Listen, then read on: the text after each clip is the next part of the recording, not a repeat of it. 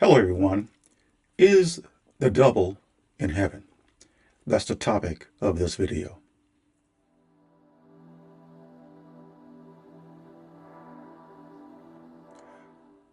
Well, there are many persons who believe that the devil has been cast out and that he is in some underground world. This is nowhere supported in Scripture. Now, many believe this. Now, this is my viewpoint because it is easier to believe. It takes the path of least resistance with regards to one's thinking and being analytical and even reasonable about it. It's just easier to believe that the devil has been cast down out of heaven. And in the Christian mindset, now I'm going to say this because I was a Christian for more than 50 years. So I know the mindset. The Christian mindset will discredit anyone who does not hold that view. Rather than address the scriptural support that the devil has not been cast down out of heaven, it is much easier to attack the person who does not believe that Satan has been cast down out of heaven and place disparaging labels upon them, such as foolish, nonsense. Most Christians I know are very dismissive and they are highly emotional. And that's where Christianity wants those persons. Christianity wants persons spiritually drunk, unreasoning. I'm one of those who do not believe that Satan has been cast down out of heaven. I did some casual research on the internet, and well over 94% of Christians believe that Satan has been cast down out of heaven and that he is in some underground world tormenting souls. That's alarming that the majority of those who claim to follow Christ believe this. Now, the question is, suppose Satan has not been cast down out of heaven.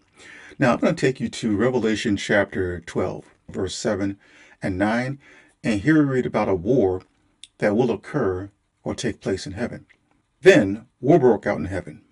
Michael and his angels fought against the dragon, and the dragon and his angels fought back. So we see here that Michael, who's an archangel, and we read about that in the book of Jude, has angels. And the dragon also has angels. Verse 8, but he, that's the dragon, was not strong enough, and they lost their place in heaven.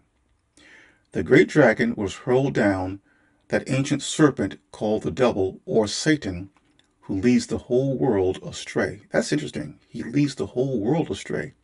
He was hurled to the earth, and his angels with him. Now the question is, suppose all this is still yet future. Now I believe that this is the case. I'm going to go over to Revelation chapter 1, verse 1, because I believe that this is an ignored verse. It indicates that the contents of the book of Revelation are all still yet future. And if this war that we just read about in Revelation chapter 12 has not occurred yet, then Satan has not been cast down out of heaven. Here we read, the revelation from Jesus Christ, which God gave him to show his servants what must soon take place. What must soon take place? I addressed this in my last video. What must soon take place? Soon take place after what? When the 1,000 years are over. And that can be found at Revelation chapter 20, verse 7 and 8. Check out my last video to get the rundown on that. So what this is referring to here at Revelation chapter 1, verse 1, this right at the very beginning, we're told this right here. What must soon take place? We must keep in mind that when the Apostle John wrote these things down, this was more than 2,000 years ago when he was imprisoned on the penal isle of Patmos in Greece. 2,000 years ago. There's nothing soon about that. So this must be referring to something else. The thinking should be, what will soon take place after something? Now, I'm going to take you over to Revelation chapter 20, verse 7 and 8, just to put this into perspective. It is here that we read that when the 1,000 years are over, when the 1,000 years are over. What 1,000 years is this referring to? This is referring to what God has promised to give his son, a kingdom of 1,000 years over the earth. Many Christians know this as the millennium, but you don't hear them talking about that anymore. I know back in the day it was discussed a lot, but this is the yet future 1,000 year kingdom that God will give his son.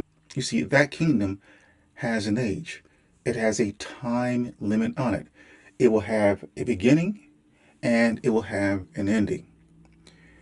For the duration of that 1,000 year kingdom over the earth, that's Christ yet future 1,000 year kingdom over the earth, Satan the devil, he won't be destroyed.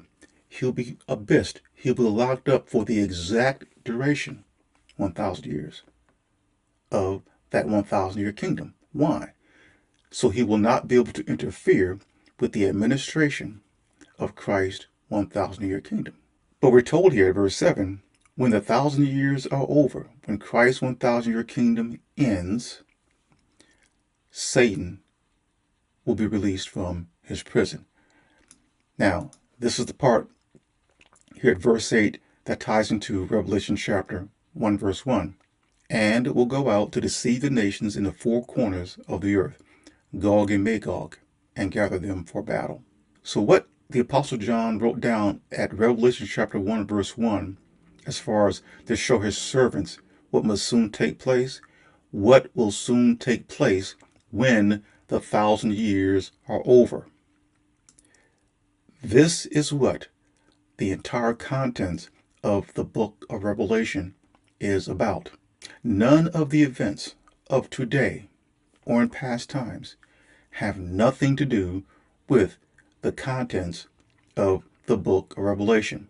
The book of Revelation is all about what will shortly take place after Christ's 1,000 year kingdom ends and Satan is released from his prison. So if this event found at Revelation chapter 12, verse 7 and 9, this war between Michael and his angels and the dragon and his angels, has not occurred yet and is still future, then Satan has full access into heaven. He can go back and forth from the earth to heaven, heaven to earth. He has not been restricted yet. Now let's consider the man Job. If we go to Job chapter 1, beginning at verse 6 down through verse 8, we read here that the devil had full access to heaven.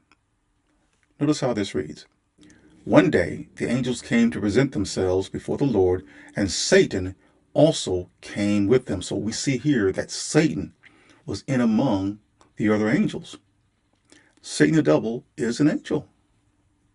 So he was with them, with these other angels. The Lord said to Satan, "Where have you come from?" Satan answered the Lord, "From roaming throughout the earth, going back and forth on it." So back in Job's day, Satan the devil had full access to heaven. He can come and go as he pleased. And as we see here, he was right there among the other angels. There's no scriptural support to support that the devil has been cast down. Now, if one believes that the events here at Revelation chapter 12, verse 7 and 9 has occurred, then they would have to believe that everything in the book of Revelation has had a start of fulfillment and is being fulfilled. I say this is not the case.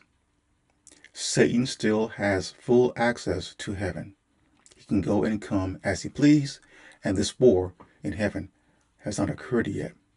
But to the Christian mindset, it is foolishness to believe that Satan is still in heaven. If any Christian can show me scriptural support that Satan the devil is in some underworld, poking and prodding and tormenting persons for all eternity, show me. The devil has never been in some made-up underworld, poking and prodding souls for all eternity. That is one of the biggest lies that has been perpetrated upon the human family. And again, that's one of those beliefs that takes the path of least resistance. It doesn't require any thinking because Christianity largely doesn't want you to think. It wants you to accept. And if you do not accept, then they begin to name call you and call you foolish or the things that you say as being nonsense. They are very dismissive. But that's okay because as we move towards the future, things occur and these Christians get egg in their face. How many times have you seen videos on YouTube where individuals claim that the rapture is going to occur on a certain date?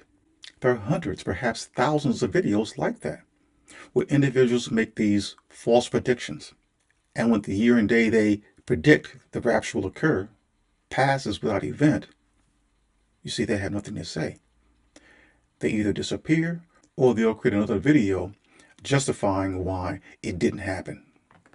And many of them are so headstrong, they'll create another video assigning another date for the rapture. There are videos out right now saying the rapture is occurring right now. Do you? I haven't seen this. Have you seen any individuals floating up into the sky? The Apostle Paul in 1 Thessalonians didn't say individuals would be floating up to the sky.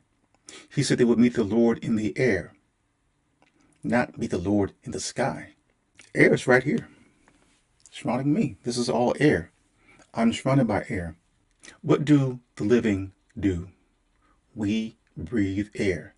The dead do not. This notion of meeting the Lord in the air has nothing to do with some made-up rapture. It has everything to do with the resurrection from the dead. Those who are dead don't breathe air. Their lungs do not inhale and exhale. However, when the Lord resurrects them from the dead, then they'll start breathing air again. It is in that sense that they'll meet the Lord in the air, not in the sky. Yet these rapture images show individuals floating up into the sky. Many Christians are so unreasonable. They don't want to believe that the Apostle Paul at 1 Thessalonians chapter 4 is talking about dying and being resurrected from the dead. Individuals who are dead breathing air again. That's too difficult to process. It's much easier to believe that the Lord's going to come down and take all of his followers off of the earth and they're all going to float up into the sky. I'm sorry. I don't accept that. That's the stuff of science fiction. That's the stuff of the human imagination. So, has the devil been cast down out of heaven? The answer is no. He still has full access to heaven. He can go right into heaven with the other angels before God. We must be careful not to pull down these powerful angelic creatures down to our thinking, to the human level. They're not like us. Their thinking and wisdom and intelligence is far above ours. They're nothing like us. It's easy for human beings to say, well, why would God do that? You see, that's questioning God. Why would God allow the devil to come in his presence? See, that's something that we wouldn't do. But you see, we're not God. We don't know God's thinking. See, we have things called jealousy and strife and contentiousness. God isn't like that. Many want to pull God down to their level of thinking. I know Christians who will say things like, well, if you're not with us, then you're against us. See, those are the thoughts of men, not the thoughts of God. See, Jesus himself, the Son of God, loved his enemies. Yet many today, on that human level, even Christians, will hate their enemies because they don't think and believe as they do. Christians will make war with other Christians. We see this right now being played out on the international scene, and it has occurred in the past. Side with the one that he sent us and commanded us to listen to. This is R. Jerome Harris, the disciple.